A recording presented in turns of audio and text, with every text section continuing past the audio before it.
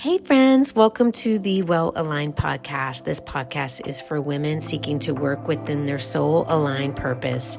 If you're no longer feeling inspired by your career and are receiving the nudges that there is something more, then this podcast is for you. We interview women who have done just that, have made the transition into a career that lights them up. I'm your host, Sandy, and I've made many career transitions in my life. So I'm excited that you're here. Let's get started with the episode. Hi, listeners. I had a really great experience connecting with Janette Marson today, which is going to be the episode that you will hear today. Now, Janette is the president and CEO of Shelby KY Tourism. She's been the CEO since February of 2022. And she's passionate about tourism. We talked about a variety of different things. We talked about how travel, tourism is part of your health and a part of your well-being. We talked about the career transition that she made from, she used to be a creative writer and she was a producer of ABC, NBC, and CBS affiliates in Indianapolis, and how she made that transition from where she was to tourism. We talked about, what else did we do? We talked about so many things, quite honestly, but I'm just giving you the highlights from the show. And we talked about transitioning from a job that maybe didn't fill up your tank, you weren't really truly passionate about, and how you make that transition into something that you really love. When you look at the subset of your skills, right? You look at those skills and you look at where you can transfer them. And quite honestly, if you're in sales, if you're in marketing, it's just a category. It's just a category that you need to learn. And she also mentioned that when you're in a position that you're not happy with, don't do anything that you feel compromised or that makes you ill. So if you're going to a job that doesn't feel right to you, or it makes you feel, quite honestly, with dread, it fills you with dread in the morning just thinking about going, there are always solutions around that situation, because we know what happens if you can continue down that path. But I hope that you enjoy the episode today, and let me know if you have any questions.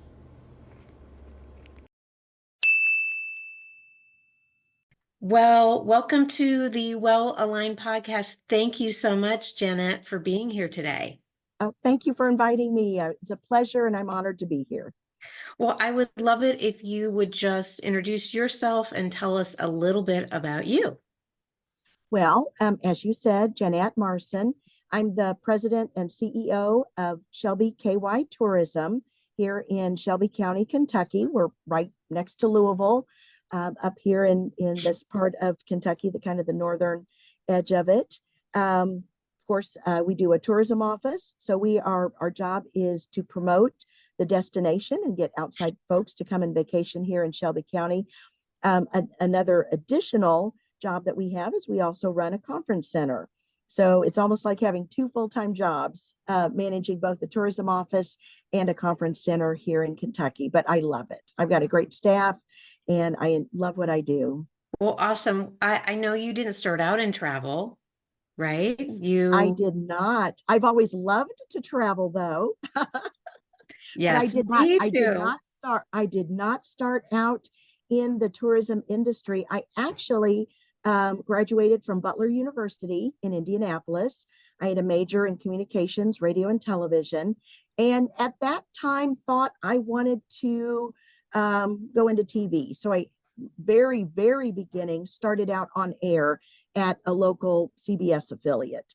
I realized that was not really, I liked it and I gained so much from it, but it wasn't really my cup of tea. So I went to the creative side, the behind the scenes, into the promotion department, where I was writing and producing both television and radio commercials to promote that particular television station. I've worked at an advertising agency in that same capacity where I was a writer and producer of radio and television commercials. So I love the creative side. I love writing. I love producing. I love all of that. We eventually found ourselves here in Kentucky. My family has owned a family farm here since before the Civil War. And we decided to make a really big move and come to Kentucky. And I noticed a job open up. It was in the tourism office there by Lake Cumberland here in Kentucky. And I was reading the job description, and it was creative. It was writing. It was doing all the promotion and advertising, only for a different product. And this product was the destination of that particular place to get vacationers to come. And I realized all of that, all of the experience that I had gained previous, what could be used in that particular job. Even though I did not have a degree in travel and tourism, all of that marketing and advertising could be used in that capacity. So I applied for the job and was so honored to be able to get it. My children grew up, and then they moved up, more northern Kentucky. So when this job opened up here in Shelby County, I took it to be closer to family. But those early days, all of that experience that I had gained previously, even during my college days and after, really worked itself nicely into people have asked me, what is your dream job? I am actually working my dream job right now, where I can use everything that I've, gained, the good and the bad, and use it to make something wonderful here in tourism. And the tourism industry is truly like a family. We work together, not just in competition in Kentucky against each other, but working together to draw people to the state as a whole. Now, Ohio and Indiana and Illinois, of course, that's our competition.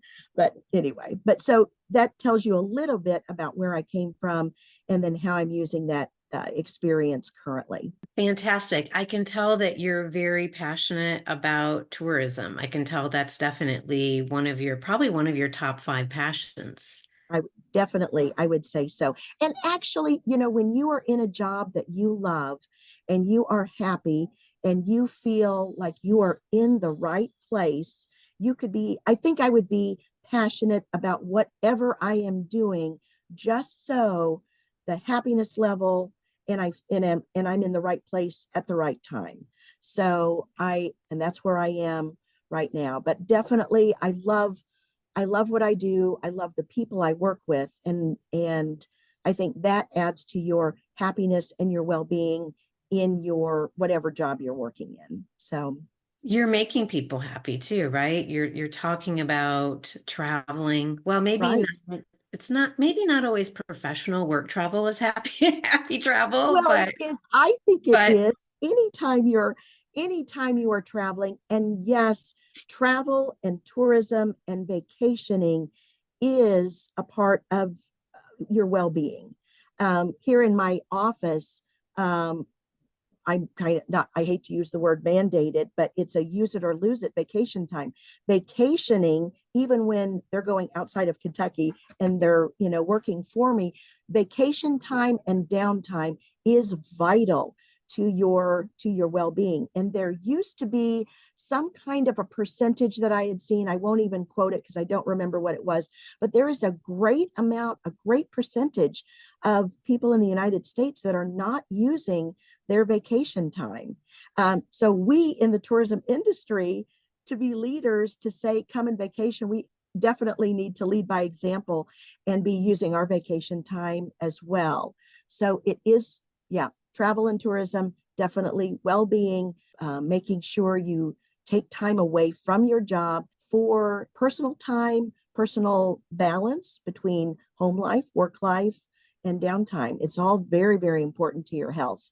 If you're in a stressful job, especially, which I am not, thank goodness, not very often, but especially people that work very stressful jobs, it's very, very important to take that travel time and vacation somewhere, even if it is within your own state. So we advertise and market to people that are also in Kentucky. Travel the state, take time away from your job, travel within the state, and then we want those outside people, of course, to come and take time for well-being as well. No, I agree with you. It is part of your well-being, and people don't often think about that when they're talking about self-care and wellness, right? It's always focused on fitness and what you're consuming, your nutrition, which is that's all important, but just that opportunity to step away, to take that time. And you're right. I read that statistic somewhere Yes, regarding people don't use their vacation time. I'm guilty of that as well because I get caught up in my work and I think about what I need to get done. exactly.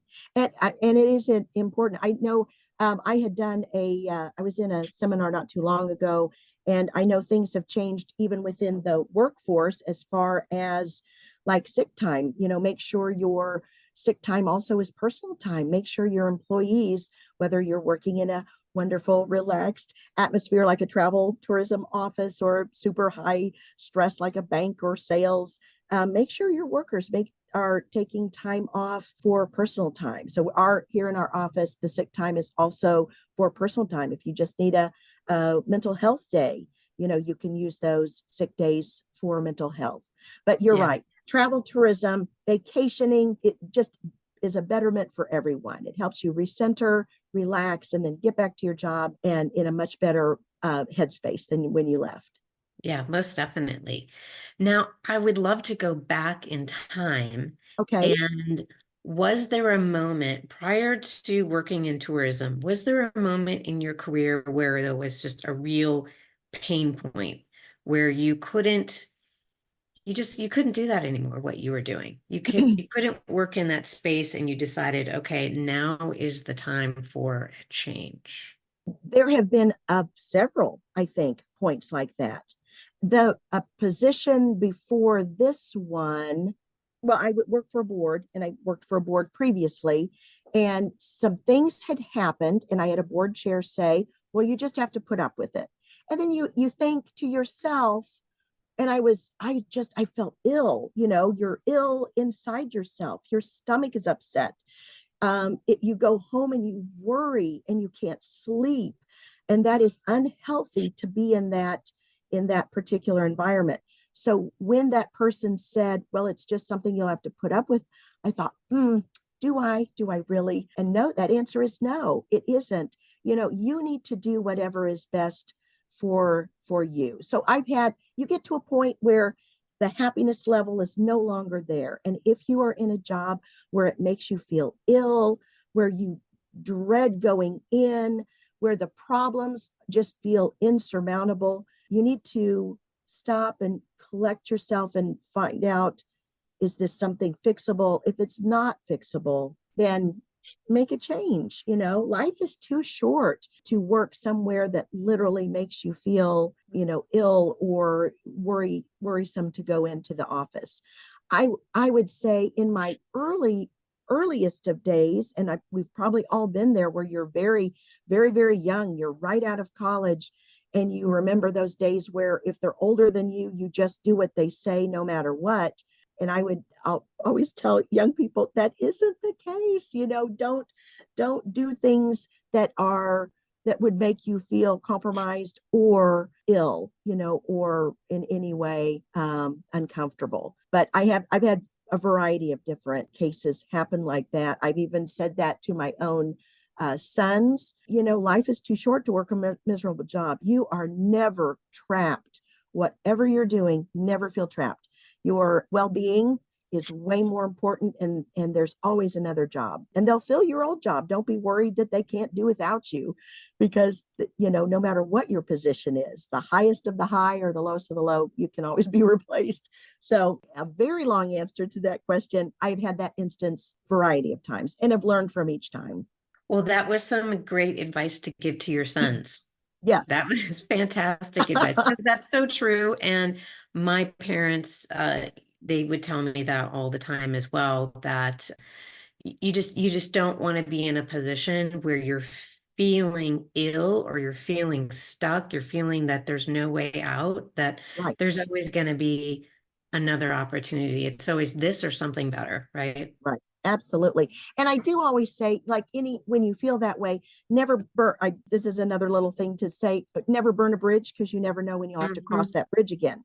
Right. Don't burn your bridges. So if you do feel, I mean, always in a professional way, I mean, speak your feelings. So I did speak my feelings in a very calm and friendly, conversation about what I was feeling and what I was dealing with. But I felt like in each instance, it was just time for me to move on. I don't feel like I've ever burned a bridge where I just quit anywhere without giving them, ample notice. In fact, that last, I gave them a month to find somebody else. But yeah, never feel trapped. Your life, it's very short. Our life is so fleeting. You need to be happy. You need to do what makes you happy and feel fulfilled, because it's good for your health and your mental health. Agree. 100% agree. Now, talking about tourism, what types of opportunities do you see happening in the tourism space, tourism field, either present day or also moving into the future? What type of career opportunities do you see? There are many, many career opportunities, no matter what you've gone into. Like, let's say you're in college right now and you are studying parks and recreation or sales or marketing and advertising or radio and television, like myself. A number of different backgrounds can transfer into a travel and tourism destination in that workplace. For example, in this office, I employ somebody who does sales. So if you have sales background, you could work in a larger office. Now, some tourism offices are just the director, and if they're lucky, they have one other person. I'm lucky there's 7 of us here. So I have a salesperson, I have an executive assistant, I have a marketing director, I have an office manager who all have, and a facilities director, facilities assistant, all who have different jobs within our tourism industry here in this job. So a variety of skill sets, a variety of backgrounds can transfer into this position. So my sales manager is brand new.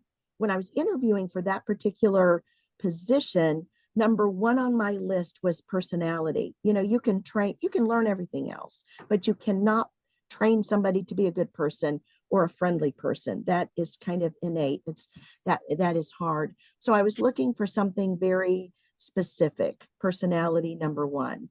So in the travel and tourism industry, people come from a variety of backgrounds. Some people come from the banking world that now do accounting in a tourism office. Some people, a variety of different backgrounds. Now in Kentucky, I have noticed, I can't speak for other states. In Kentucky, I've noticed that a lot of us are getting older, which we all do. But I would say, and I think I said this about 10 years ago to some folks that were in college at the time, I said, be looking at the tourism industry, because you will see a big retirement within the next 10 years. So we had a lot of people 10 years ago retire out. Within the next 10 years, I think another group will be retiring, and that industry will be looking for people. Now, right now, currently, we have a whole lot of brand new executive directors in the Commonwealth of Kentucky. But within another 10 years, I think we'll have another brand new set of people. So whatever your background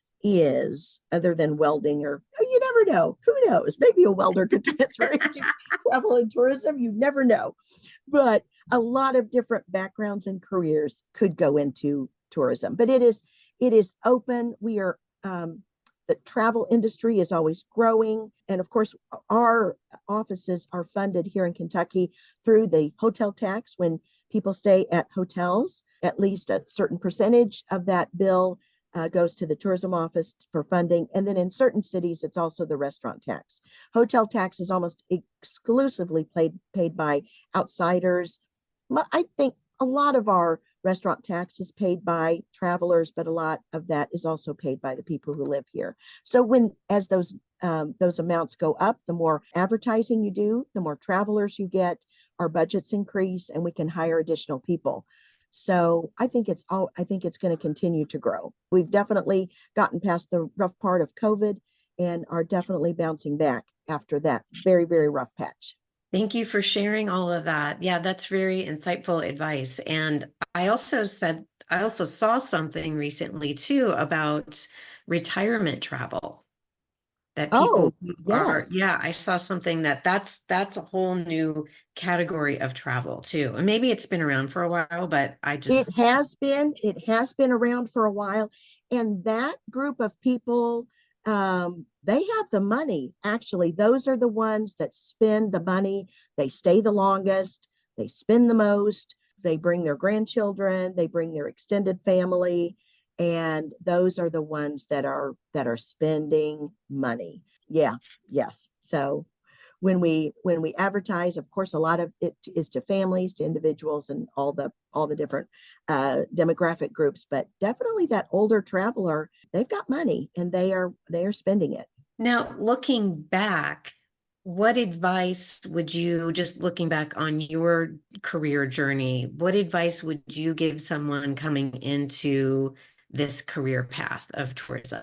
I would say definitely listen more than you speak. Listen to those people that have been doing this for a long time. Um, but then also don't be afraid to try new things. Even at my age, I like to think that I am open to new ideas and trying new things. If you don't try it, you don't know what works.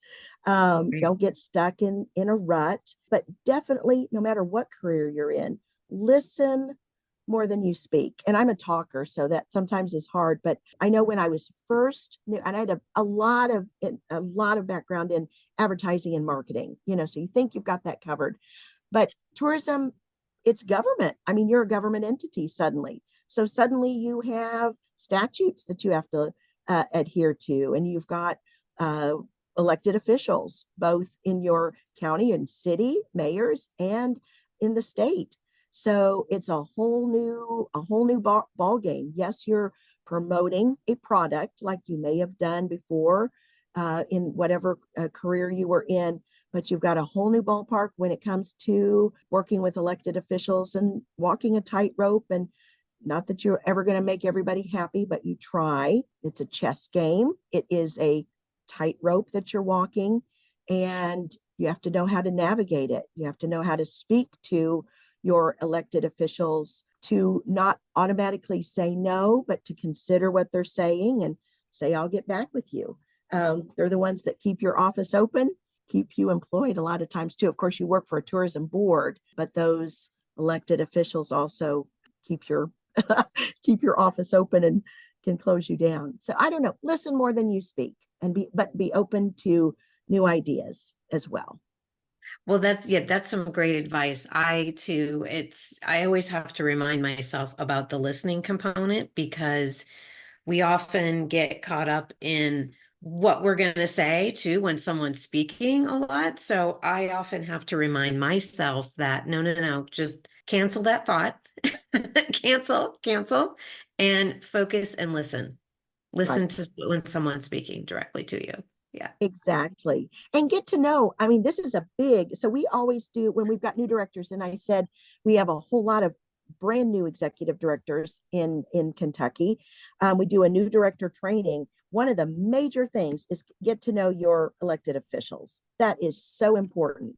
Get to know them, speak to them, go to the events in your community, make sure people see you. A good executive director is not always in their office, but they are out in the community, going to chamber events.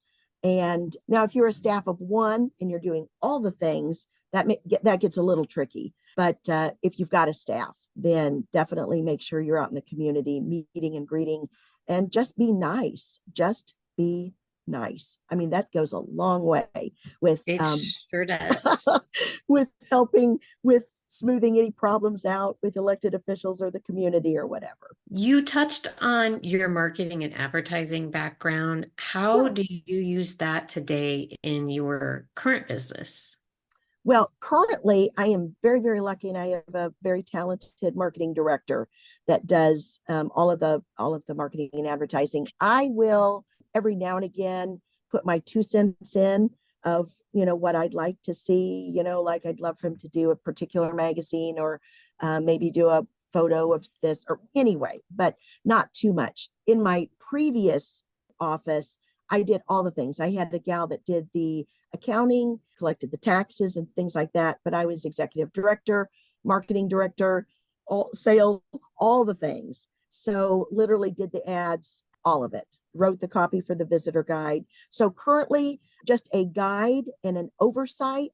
And it was very, very, well, it always is very, very important to hire correct people. I don't need to micromanage or oversee. Luckily, I mean, we have good conversation and he lets me see things, but I've got a really talented staff. So right now it's mostly oversight, guidance, and I do a whole lot of paperwork and meetings right now in my current position.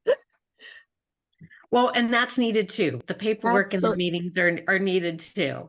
Absolutely. And when there's not a director, an executive director in an office, I mean, it could be like Lord of the Flies. So you need to Right. have some kind of somebody in an office has to be in charge, or else Yes. there's friction and there's jealousy, and then your well-being in your office is off kilter. So anyway, that is my new position. It took a little bit to get used to, you know, a little more hands off, but you have to see what your staff is capable of too. So I looked to see, as far as marketing and advertising, what that particular person was capable of. That person is capable of a great deal, and so then it is a little bit more hands off, and let them be great. Let them be great, and let them have a good well-being, and hopefully, you know, a happy existence in the office. I always say that you hire people that are going to lift your business, elevate your business up. And sometimes you surround yourself with really smart people. That's what I always say. At least that's what I try to do. Is Absolutely. Me as yeah. well. Me as well. Now let's talk about your business. So where can people find you? Can you provide your website, social Sure. media handles, all of that good stuff? Pretty much everything is visit Shelby KY.com is the website, but visit Shelby KY. If you're on Instagram or Facebook or pretty much anything, you can find us that way. We've got a great website. You can find out where to stay, where to dine. We have fantastic restaurants in both Shelbyville and Simpsonville. A lot of the travelers come to us because we have great shopping. We've got a wonderful fashion mall here, and then downtown Shelbyville is absolutely darling with boutiques and interesting shops and antique stores, etc., and restaurants as well.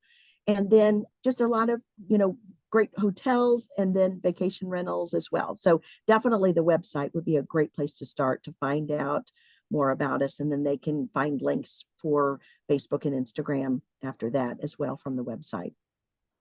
If women who are interested in learning more about your career path and tourism, could they reach out to you directly? Absolutely. Absolutely. So my email is Janette. It's JANETTE, and then the @ sign, visit ShelbyKY.com. Janette at visitshelbyky.com. Happy to talk to anyone. And like I said, you can get to this career path through a variety of different avenues. Now, the one thing I will say about tourism is those of us that are in it absolutely love it. So they stay. Now, I've already told some of my staff how long I'm staying. So I don't want to overstay my welcome, but we love it. And you will honestly, there's a couple people that are in their 80s that are still executive directors. So when there's an opening, definitely go for it. Don't feel like, oh, I don't have the right experience. You never know. A lot of us are looking for personality, and even even creativity, I think, can be taught in some instances. If that person is willing to learn, if that person is willing to listen, you can pretty much train everything else. But don't be afraid to try a tourism office for whatever job you are looking for. It's a fun atmosphere. Every day is different. We tend to be very happy people and excited when we come in, and we do a lot of really cool and interesting things every day.